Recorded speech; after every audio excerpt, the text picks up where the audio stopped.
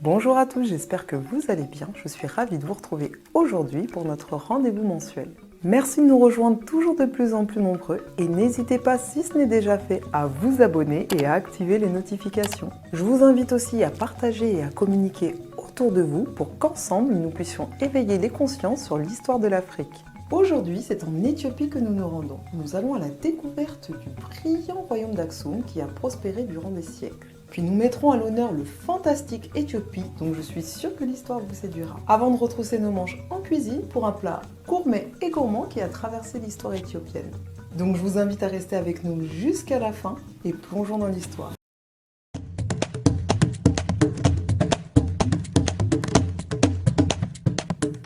C'est parti pour le point d'histoire.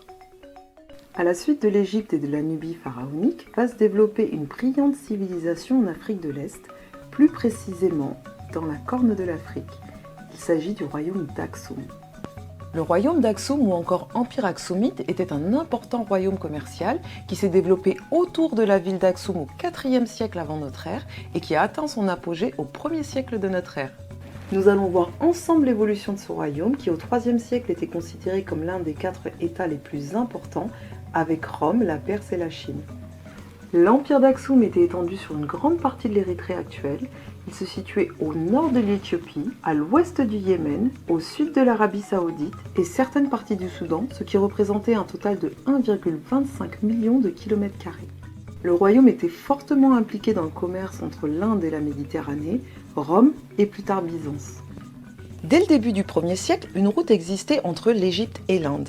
Elle passait par la mer Rouge et utilisait les vents de la mousson pour se retrouver propulsés dans la mer d'Oman, et c'est comme ça qu'ils atteignaient les côtes du sud de l'Inde.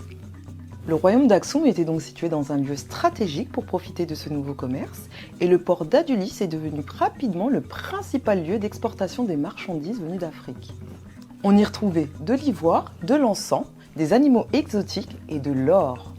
Pour développer et assurer la livraison des marchandises, les rois d'Aksum ont établi à l'intérieur même du royaume un réseau commercial. Et là, ils ont dû faire face à un rival qui exploitait les mêmes réseaux que lui, mais depuis bien plus longtemps, le royaume de Kouch. Et c'est pourquoi les Aksumites ont anéanti le royaume de Kouch et ont pris le contrôle de leur territoire. Le royaume était dirigé par des rois Aksumites que l'on appelait Anghèse, Nigusta Nagast, roi des rois. L'empire était remarquable pour un certain nombre de réalisations.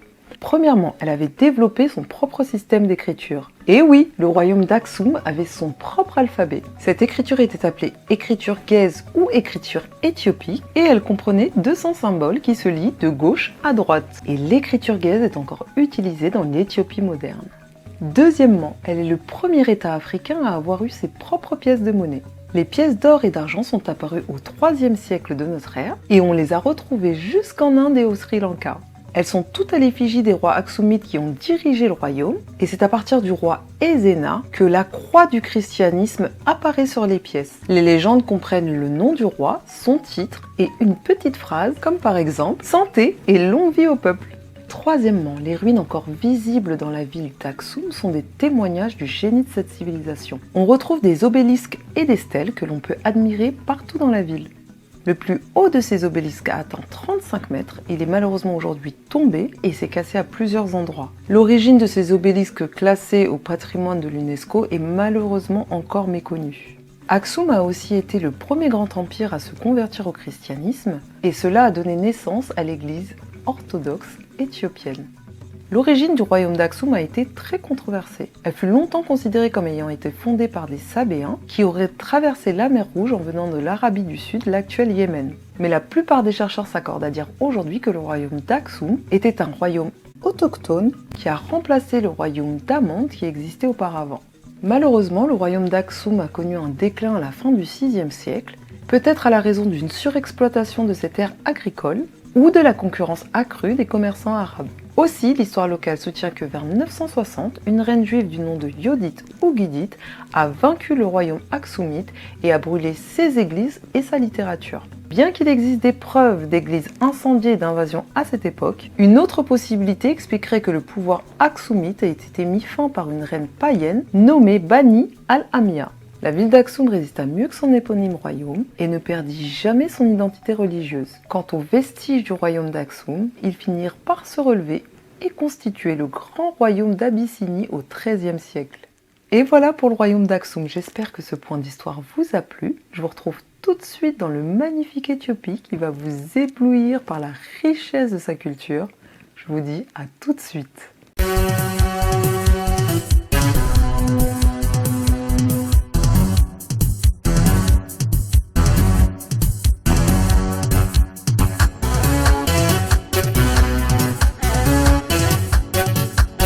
Bienvenue en Éthiopie. L'Éthiopie partage ses frontières avec Djibouti et l'Érythrée au nord, la Somalie à l'est, le Kenya au sud et le Soudan au nord-ouest. Avec une population de 110 millions d'habitants, l'Éthiopie est le deuxième pays le plus peuplé après le Nigeria et le 12e au niveau mondial. Sa capitale Addis Abeba, qui veut dire nouvelle fleur en amharique, est située au centre du pays. De par sa localisation en altitude, comprise entre 2300 et 2600 mètres, Addis Abeba est la capitale la plus élevée d'Afrique. Elle est aussi considérée comme la capitale politique du continent car la ville abrite beaucoup d'organisations internationales. L'Éthiopie est considérée comme l'un des plus magnifiques pays d'Afrique. La biodiversité est spectaculaire, spécialement dans la région de Danakil où vous allez retrouver des volcans en activité et des mers de sel. La flore éthiopienne est un savant mélange entre les régions montagneuses, les zones volcaniques, les savanes, les déserts et les hautes plaines verdoyantes. La faune du pays est aussi unique en son genre. Vous retrouverez dans la région du massif de Simien, qui est un parc naturel, des espèces que vous ne retrouverez nulle part ailleurs. Vous avez par exemple le bouquetin walia, le loup d'Abyssinie et le nyala de montagne, pour ne citer que. Pour la plupart, l'Éthiopie est connue pour sa célèbre famine en 1984. Et pourtant, c'est un très ancien pays avec un héritage culturel riche, ainsi qu'une histoire remarquable. Plusieurs points fascinants existent sur l'Éthiopie, mais nous allons nous concentrer sur 5 faits marquants. Fait numéro 1. L'Éthiopie est l'un des 2 pays avec le Libéria à ne pas avoir été colonisé par les Européens.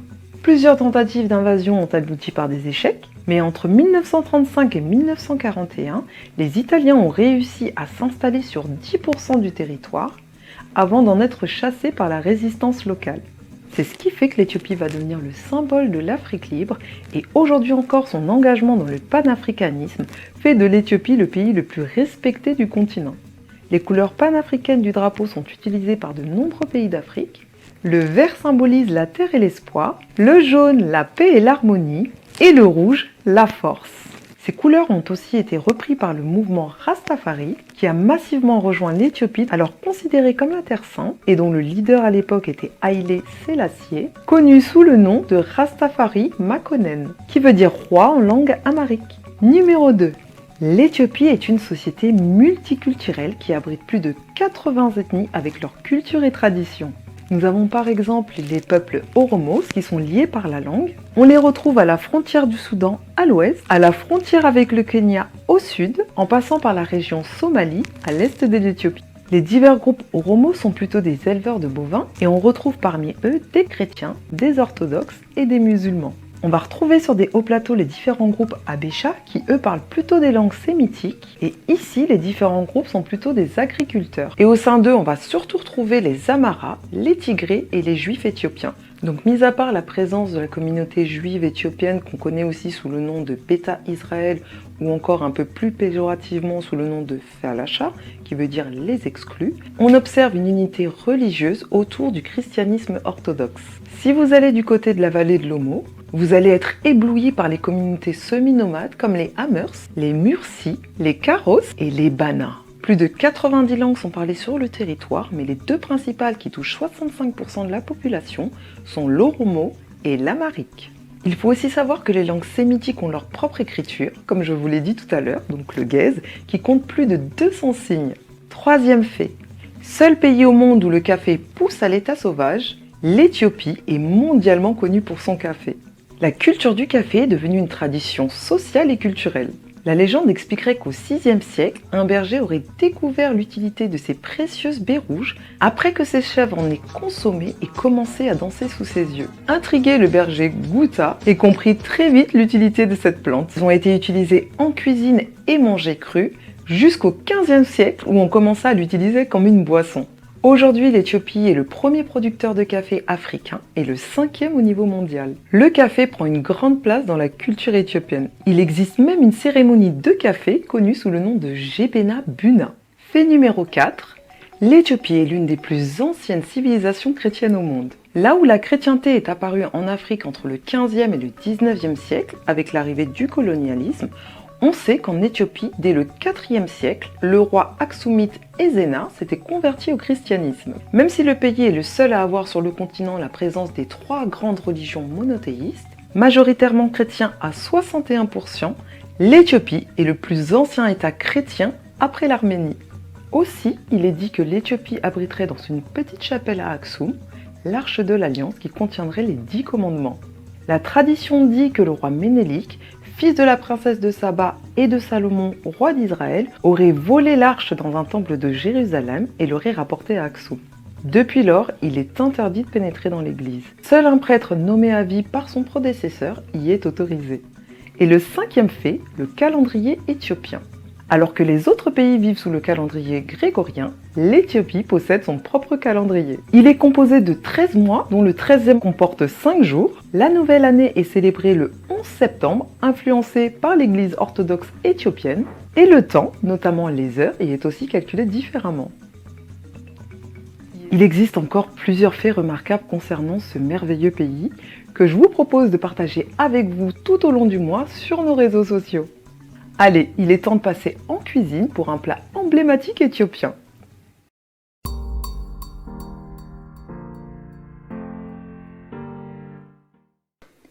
Il est l'heure de retrousser nos manches. Avant même de vous révéler ce que j'ai décidé de vous concocter aujourd'hui, je vous propose de faire un petit tour d'horizon sur la gastronomie éthiopienne. La gastronomie éthiopienne est une cuisine qui se démarque des autres cuisines africaines, notamment avec l'utilisation de l'injera, qui est une galette de teff, et qui va servir d'assiette et de couvert, et qui a la particularité de se manger. C'est une cuisine particulièrement riche de saveurs et de couleurs, et vous retrouverez des plats très relevés et très goûteux.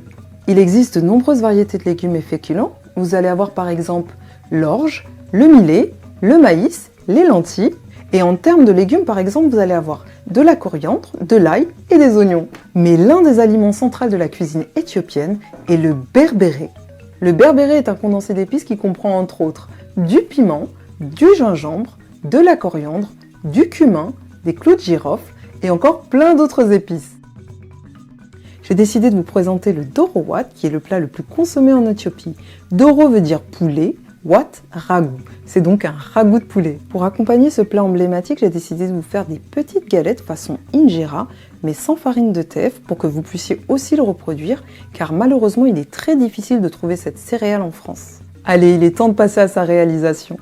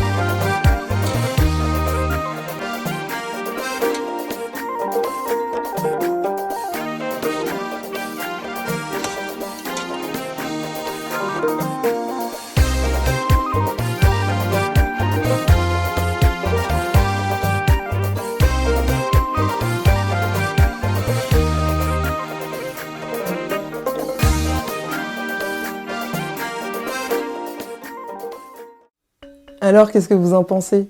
On goûte et on n'oublie pas de se servir de la galette comme couvert.